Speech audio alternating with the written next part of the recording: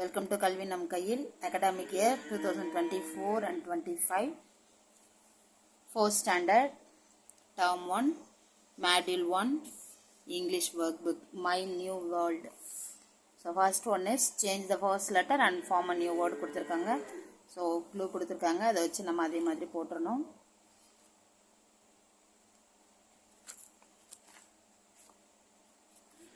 Next.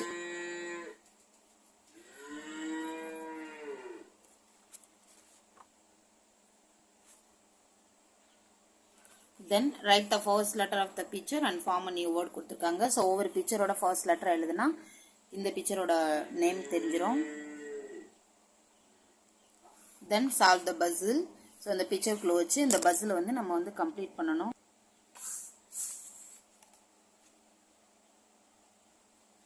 Then write the words in an alphabetical order. So alphabetல வந்து நம்ம வந்து வரிசையா அந்த first letterோட இதை பார்த்து தமிழ் அகர வரிசை மாதிரி இது.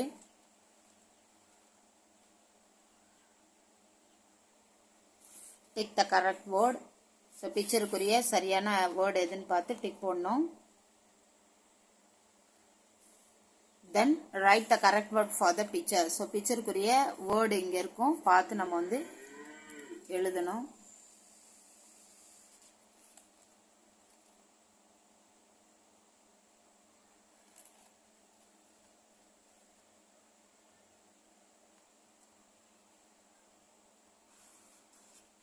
Read and tick the correct picture. So sentence கொடுத்திருக்காங்க, அதை read பண்ணி அதுக்குரிய picture எதுன்னு பார்த்து டிக் போடணும்.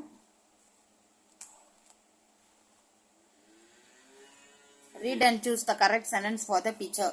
பிக்சருக்குரிய sentence எதுன்னு பார்த்து read பண்ணி டிக் போடணும்.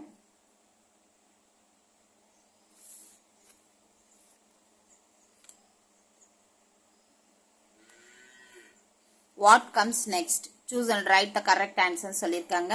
So அந்த ending letterல அடுத்து start பண்ணிருக்கணும். So அந்த மாதிரி word நம்ம choose பண்ணி இங்க எழுதணும். Then fill in the missing letter. So இந்த பிக்சருக்குரிய wordல என்ன letter miss ஆயிருக்குன்னு பார்த்து எழுதணும். Read the following and write the missing word. So அதை read பண்ணி அந்த missing word வந்து fill பண்ணணும்னு சொல்லிருக்காங்க. இங்கே அதே தான், choose the correct word and write. இங்க words இருக்கு, அதை choose பண்ணி இங்க கரெக்டா எழுதணும். Then read and match the question with the picture and the answer. Question, picture, answer மூணை வந்து match பண்ணணும். Choose and write the correct answer. Option இருக்கு, அதை கரெக்டா வந்து நம்ம choose பண்ணி எழுதணும். Study the picture, read and answer. So இந்த பிக்சரை ரீட் பண்ணிட்டு பார்த்துட்டு ஆன்சர் பண்ணணும்.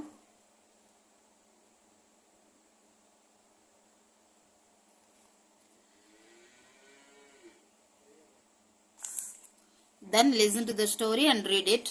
The trick robot. So robot நம்ம ஒரு தடவை ரீட் பண்ணிடலாம். Vicky was a small boy.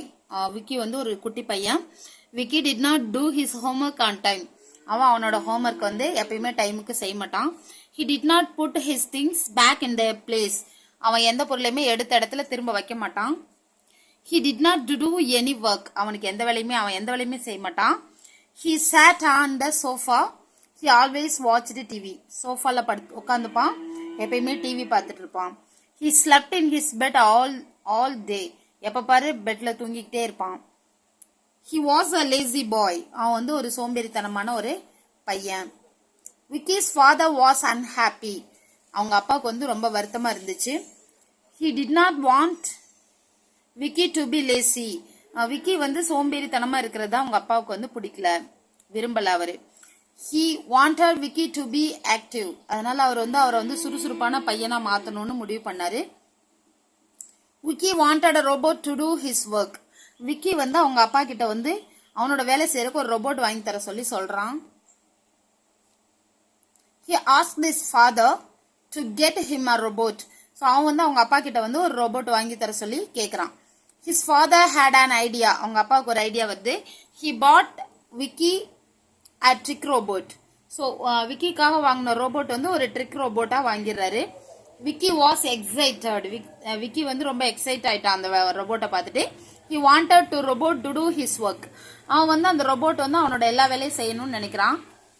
Vicky பேசுறான், please make me some food, எனக்காக ஏதாவது சாப்பாடு எடுத்துட்டு வா, செஞ்சு கொடுன்னு சொல்லி சொல்றான். Robot, I do not eat food, நான் வந்து சாப்பாடு சாப்பிட மாட்டேன். ஐ கான்ட் மேக் இட், என்னால் அதை செய்ய முடியாதுன்னு ரோபோட் சொல்லுது. திரும்ப விக்கி வந்து please clean my room now, என்னோட ரூமை சுத்தம் பண்ணுன்னு சொல்றான். உடனே robot, no I can't do that, என்னால் செய்ய முடியாதுன்னு ரோபோட் சொல்லிடுது. திரும்ப Vicky, I am hungry please make me a cup of tea, எனக்கு ரொம்ப பசிக்குது, ஒரு டீ போட்டு கொடுன்னு சொல்லி கேட்குறான். ரோபோட் வந்து, I don't know how to make tea, எனக்கு டீ எப்படி போடணும்னு தெரியாது அப்படின்னு சொல்லிடுது robot. Vicky, I want you to charge my phone, so என்னோட ஃபோனு சார்ஜ் போடுன்னு சொல்றான். அதுக்கு ரோபோட் என்ன சொல்லுதுன்னா, no I cannot do that, you must charge my battery now, என்னால் அதை பண்ண முடியாது, எனக்கு சார்ஜ் காலி ஆயிடுச்சு, அதனால எனக்கு முதல்ல என்னோட பேட்டரியை முதல்ல சார்ஜில் போடுங்க அப்படின்னு சொல்லி ரோபோட் வந்து விக்கி கிட்ட கேட்குது. திரும்ப விக்கி சொல்றான், I am board play me A pleasant song, எனக்கு ரொம்ப போரா இருக்கு, ஒரு நல்ல ஹாப்பியா இருக்கிற மாதிரி ஒரு சாங் போடுன்னு சொல்லி சொல்றான். உடனே robot, good idea, why don't you do that, நல்ல ஐடியா, ஏன் நீங்க அதை செய்யக்கூடாது அப்படின்னு சொல்லி அந்த ரோபோட் வந்து விக்கி கிட்ட சொல்லுது. Vicky was angry with the robot, so விக்கிக்கு ரொம்ப கோவம் ஆயிடுச்சு ரோபோட் மேல. விக்கி வந்து அப்பா கிட்ட போறான், date sell this robot now, அப்பா இந்த ரோபோட்டை வித்துருங்க அப்படின்னு சொல்லி போய் சொல்றான். உடனே ரோபோட் வந்து பதில் சொல்லுது, yes sell me to an active person, I do not want to be with a lazy person, so என்னை வந்து ஒரு ஆக்டிவ் பர்சன் கிட்ட வந்து ஒரு சுறுசுறுப்பா இருக்கிற ஒருத்தர்கிட்ட வந்து வித்துடுங்க, என்னால வந்து இந்த மாதிரி சோம்பேறித்தனமா இருக்கிறவங்களோட இருக்க முடியல, எனக்கு அது பிடிக்கல அப்படின்னு சொல்லி ரோபோட் சொல்லுது. விக்கி வாஸ் அஷாம்டு, ஸோ விக்கிக்கு ஒரு மாதிரி ஆயிடுச்சு. விக்கி சொல்றான், ஹோ is that why you didn't do my work, I'm sorry, இப்போ கேட்குறான். ஸோ ஏன் வந்து இப்போதான் புரியுது ஏன் வந்து நீ என்னோட வேலையை செய்யலைன்னு சொல்லிட்டு அப்படின்னு சொல்லிட்டு ஐம் சாரின்னு சொல்றான். I will do my own work, so I will do my own work சொல்லிட்டான், என்னோட வேலையை நானே செஞ்சுக்கிறேன். Father, I do not need a robot, எனக்கு வந்து ரோபோட் தேவையில்லை, நான் என் வேலையை செஞ்சுக்கிறேன்னு சொல்லிட்டான். Father was happy, his idea worked, அப்பாவுக்கு ரொம்ப ஹாப்பி ஆயிடுச்சு, அவரோட ஐடியா வந்து வேலை செஞ்சிருச்சுன்னு சொல்லிட்டு அவர் ஹாப்பி ஆயிடுறாரு. இதுதான் story. Tick the correct picture for the sentence, கரெக்டா அந்த சென்டென்ஸ் வாசித்து அதுக்குரிய பிக்சர்ல டிக் போடணும்.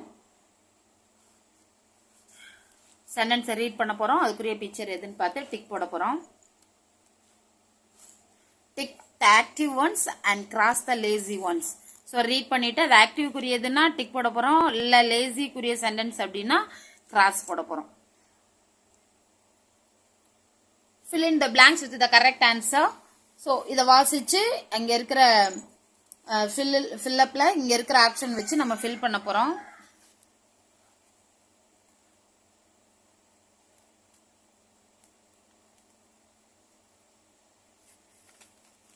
அவங்க செய்யற வேலையை வச்சு அது ஆக்டிவா பேசி அது லேசியா அப்படின்றத வந்து ஃபோக்கஸ் பண்ணியிருக்காங்க.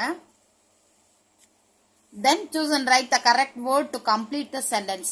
ஸோ இந்த சென்டென்ஸை கம்ப்ளீட் பண்றதுக்கு இங்க இருக்கிற வேர்ட்ஸ்ல கரெக்டானது எதுன்னு பார்த்து சூஸ் பண்ணி நம்ம எழுத போறோம்.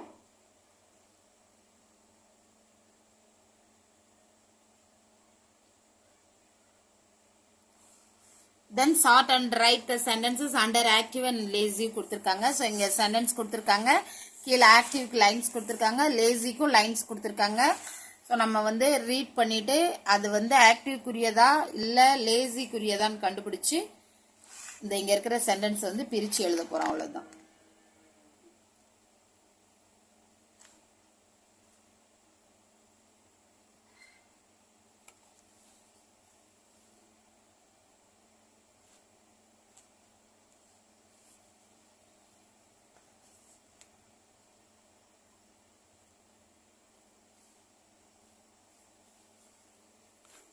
Then rearrange the words to frame sentence. So இந்த words எல்லாம் rearrange பண்ணி sentence frame பண்ணணும்.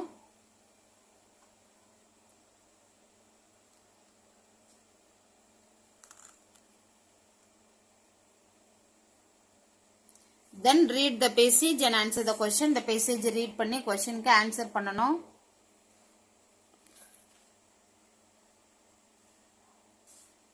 Tick the correct sentence for the picture. So இந்த பிக்சருக்குரிய சென்டென்ஸ் பார்க்கணும். எந்த சென்டென்ஸ்க்குரிய பிக்சருக்குரிய சென்டென்ஸ் எதுன்னு பார்த்தா அதை டிக் பண்ணணும்.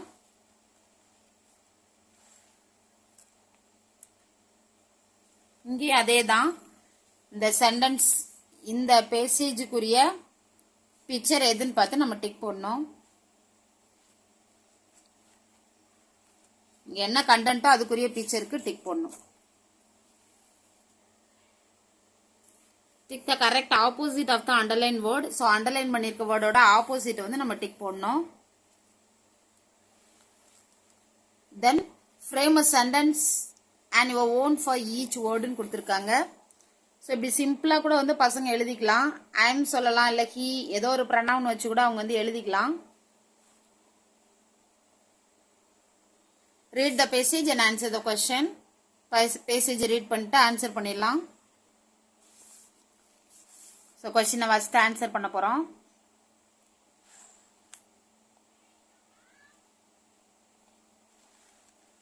அடுத்து ஸ்டோரி எது ஃபர்ஸ்ட் எது செகண்ட்னு பார்த்து நம்பர் போட சொல்லியிருக்காங்க. Then write the words or phrase given on the board in the appropriate பிக்சர்னு கொடுத்துருக்காங்க. ஸோ லேசிக்கு ஒரு 4 இது கொடுத்துருக்காங்க. ஆக்டிவ் பிக்சர் கொடுத்து அதுக்கு ஒரு 4 இடம் எழுதுறது கொடுத்துருக்காங்க.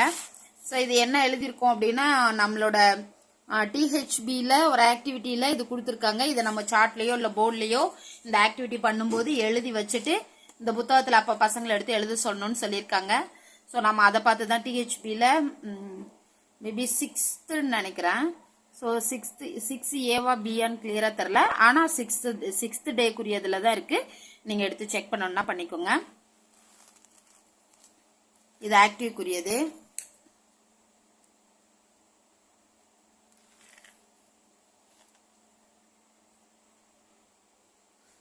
தென் ஒரு பேசேஜ் கொடுத்துருக்காங்க.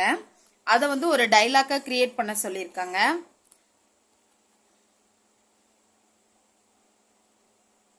இது எல்லாமே நம்ம டிஹெச்பியில் அப்படியே டைலாக்காவே தான் இருக்கு. தென் ஐ கேன் டூ, இங்கே ஆப்ஷன்ஸ் இருக்கு, கரெக்டாக ஃபில் பண்ணிடணும். Match the following. அடுத்து ஆப்போசிட், இந்த வேர்டுக்குரிய ஆப்போசிட் இங்கே ஆப்ஷனும் இருக்கு, நம்ம எழுதிக்கலாம் ஈஸியா. அடுத்து எது இதுக்கு ரெலவெண்டா இல்லையோ அதுக்கு வந்து ஷேர் பண்ண சொல்லியிருக்காங்க.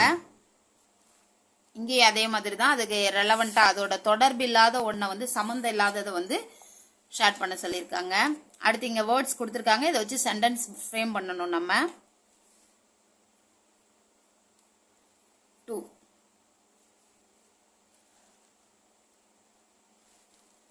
அடுத்து சீக்வன்ஸ் ஸ்டோரி ஃப்ரம் 1 to 5 சொல்லியிருக்காங்க. ஸோ ஸ்டோரியில் இருக்கிற சென்டென்ஸ் கொடுத்துருக்காங்க, நம்ம நம்பர் போடணும்.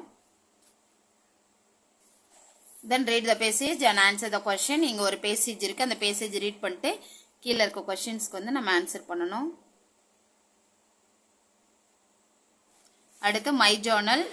ஸோ மை ஜேர்னலில் இங்கே கம்ப்யூட்டரை பற்றி கொடுத்துருக்காங்க.